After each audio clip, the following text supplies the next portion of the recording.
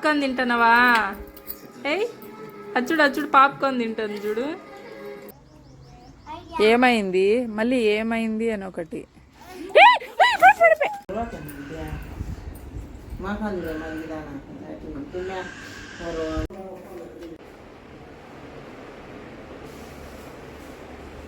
Hello, this is Roja. Welcome to my channel. వారం రోజుల నుంచి నేను చేసిన పనులన్నీ అక్కడక్కడ బిట్స్ తీసి వీడియో అయితే చేస్తున్నానండి.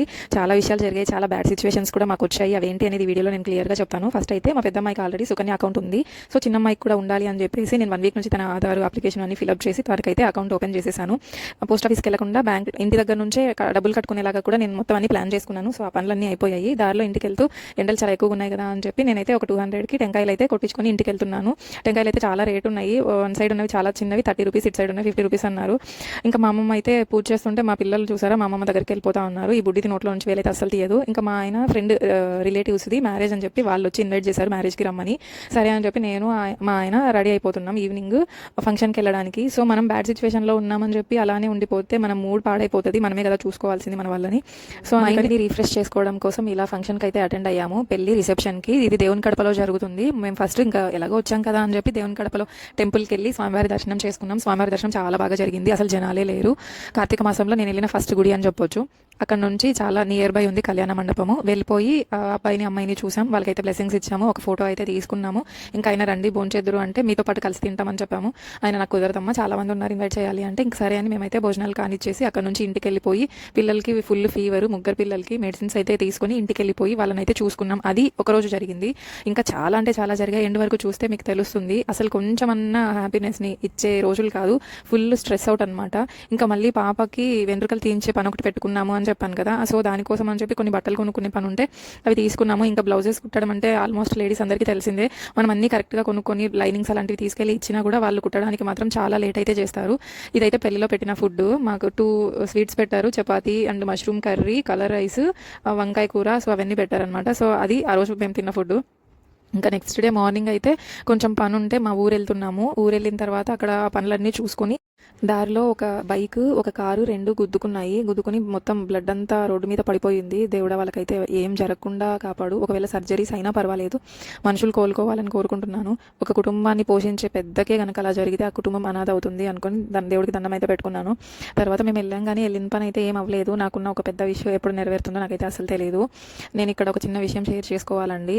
మేల్స్ ఒక 50 ఇయర్స్ దాటిన వాళ్ళు మీరు చెక్ చేసుకుంటూ ఉండాలండి మీ బాడీలో ఏం జరుగుతుంది అని. మా ఇంట్లో వాళ్ళు అలా చూసుకోకపోవడం వల్ల, నిర్లక్ష్యం చేయడం వల్ల ఒక చిన్న ప్రమాదం, అంటే గోరుతో పోవాల్సింది గొడ్డల దాకా తెచ్చుకున్నారంటారు కదా, అలాంటి సిచ్యువేషన్ అయితే మేము ఫేస్ చేశాము. అదేంటి అనేది నేను చెప్తాను. అక్కడ చిన్నప్పుడు బస్సు ఎక్కడము అంటే సెలవులకి బస్సు ఎక్కి ఊరు వెళ్దాము అంటే వారం నుంచి ఎదురు చూస్తామన్నమాట. సెలవులు ఎప్పుడు వస్తాయి, ఊరికి ఎప్పుడు వెళ్తాము అని. అలా ఉండేది సిచ్యువేషన్. సో సరే ఇంకా ఫైనల్లీ మా పనులు ఏవో ఉంటే కొన్ని చూసుకొని దారిలో మళ్ళీ రిటర్న్ అయిపోయాము. అయిన చోట 2 చోట్ల బంతిపూలు వేశారు, 2 రకాలవి. సో వాటిని చూస్తూ ఇంకా మా స్టేషన్ కూడా వచ్చేసింది. మా ఆయన అయితే బస్సులోనే మీటింగ్కి అటెండ్ అయ్యారు. ఆయనకి వర్క్ ఉంది. వర్క్ ఉన్న రోజే జర్నీ కూడా చేశారు.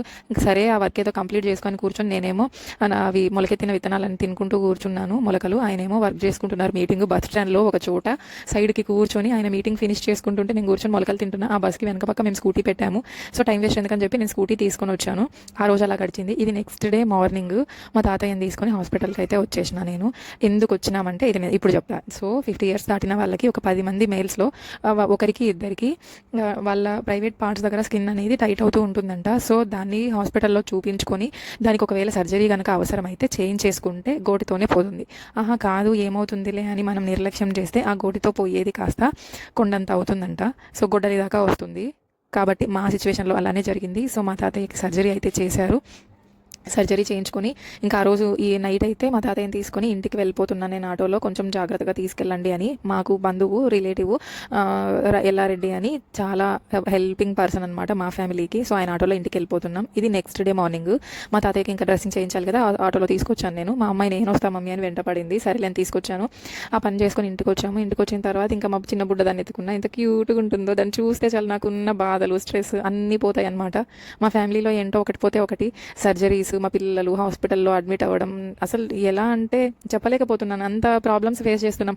హాస్పిటల్కి వెళ్ళకుండా కనీసం ఒక 3 months కూడా మేము ఉన్నదే లేదు. ఎప్పుడు హాస్పిటల్ ముఖం చూడాల్సిందే. అట్లా మా బాబు మేము అందరం ఇక్కడ మా వాడు టీవీ నోరు తెరుచుకొని చూస్తూ ఉంటే వాని నోరు మూపిస్తున్నాను నేను. పిల్లలు బాగా అడిక్ట్ అయిపోయారండి మొబైల్ ఫోన్కి, అందుకని టీవీలో పెట్టించాము. ఈ చిన్నదేమో నన్ను ఎత్తుకోరా అని అడుగుతుంది. ఎత్తుకుంటుందా అంటే నవ్వుతుంది మా పాప. సో కాసేపు అలా దాన్ని ఆడించాను. తర్వాత ఈ ముగ్గురు చూసారా కూర్చొని రిస్తా ఆడించుకోమ్మ కాసేపు అంటే అది ఆడిస్తుంది పిల్లల్ని. పెద్ద అమ్మాయికి బాగాలేకపోతే తర్వాత చిన్నమ్మాయి వాళ్ళైతే వాళ్ళకి బాగుంటే నేను బాగుంటే మా హస్బెండ్, తర్వాత మా తాతయ్య, మా అమ్మమ్మ, ఇలా ఒకరి తర్వాత ఒకరు హాస్పిటల్స్లో ఫేస్ చేస్తున్నాం మా సిచ్యువేషన్స్. నేనేమో పూణేలో ఉంటా, వీళ్ళకేమో చదువు రాదు. సడన్గా ఏదైనా జరిగితే ఏంటి మా పరిస్థితి అనే ఒక భయం పట్టుకుంది నాకు. అందుకే ఇంకొక 5 years అలాగా ఉండి తర్వాత అయితే వచ్చేసి వీళ్ళకి దగ్గరలో అందుబాటులో ఉందాం అనుకుంటున్నాం మేము. ప్రజెంట్ అయితే అలా ఆలోచిస్తున్నాం 5 years తర్వాత ఉండాలని. ఇక్కడ మా చిన్న బుడ్డ దానికి ఒక చిన్న మైల్ స్టోన్ కూర్చుంటుంది బాగా. అది తెలుసా, పాప్కార్న్ చేతితో తీసుకొని నోట్లో పెట్టుకుంటుంది. ఎంత క్యూట్గా క్యాచ్ చేస్తుందో చూడండి. చూస్తే నేను సడన్గా వీడియో తీద్దామని మొబైల్ కెమెరా అలా పెట్టానంతే, ఇంకా పట్టేసుకుంది నోట్లో. అది తీయట్లేదు. ఇంక నెక్స్ట్ డే మార్నింగ్ పిల్లల్ని ఎండలో కూర్చోమంటే కూర్చుంటారా? అసలు కూర్చోరు. మనకి డి విటమిన్ చాలా ఇంపార్టెంట్ అండి, అది సన్ రైజ్లో బాగా వస్తుంది. అందుకని పిల్లలకి తలా బొమ్మలు వేసి సైకిల్ వేసి కూర్చోబెడితే ఇక్కడ ఇంకా పిల్లలు ఆడుకుంటూ ఉన్నారు. మా వాడికి అది ఇల్లు అంట, అక్కడ ఇంట్లో దాన్ని పెట్టుకొని బొమ్మలు పెట్టుకొని ఆడుతూ ఉన్నాడు.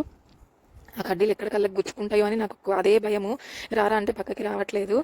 హ్యాపీగా పిల్లలు ఆడుకుంటున్నారు కదా అని మేము నవ్వుకునే లోపే ఒక బ్యాడ్ సిచ్యువేషన్ని ఫేస్ చేసేసరికి మళ్ళీ ఇంకొక హ్యాపీనెస్ అనిపిస్తే, హ్యాపీనెస్ వచ్చేసరికి మళ్ళీ ఇంకో బ్యాడ్ సిచ్యువేషన్.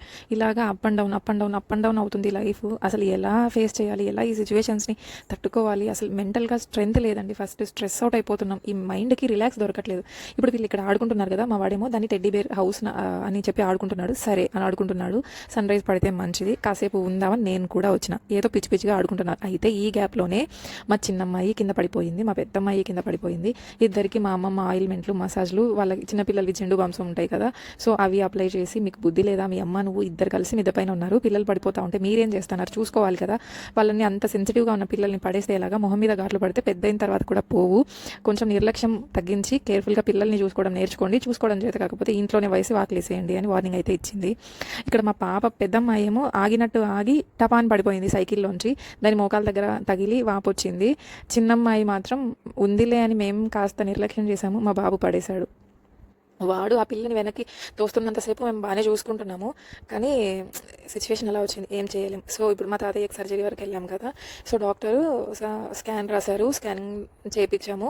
లైట్గా ఏవో చిన్న క్లాట్స్ ఉన్నాయన్నారు. తర్వాత సర్జరీ అయిపోయిన తర్వాత నెక్స్ట్ డే అంటే ఈరోజు మళ్ళీ వెళ్ళి డ్రెస్సింగ్ చేయించాము. స్వెల్లింగ్ ఉందమ్మా, 3 daysకి వాడాల్సిన యాంటీబయాటిక్ మెడిసిన్స్ ఇంకా 5 days వాడండి అని చెప్పారు. ఒక 10 days లీవ్ అయితే తీసుకోమన్నారు. ప్రజెంట్ అయితే అలా గడుస్తున్నాయి రోజులు. ఇక్కడ అమ్మా పడిపోయింది, చిన్నమ్మాయి పెద్దమ్మాయి ఇద్దరు పడిపోయారు. మా అమ్మతో మాకు తిట్లు మొదలయ్యాయి. తాతయ్య నేను మార్నింగ్ హాస్పిటల్కి తీసుకెళ్ళాను ఆటోలో. ఈ వీడియో అక్కడక్కడ బిట్స్ని నేను క్లిప్స్గా యాడ్ చేశాను. వీడియో నచ్చితే లైక్, షేర్, సబ్స్క్రైబ్. బాయ్, ఉంటాను.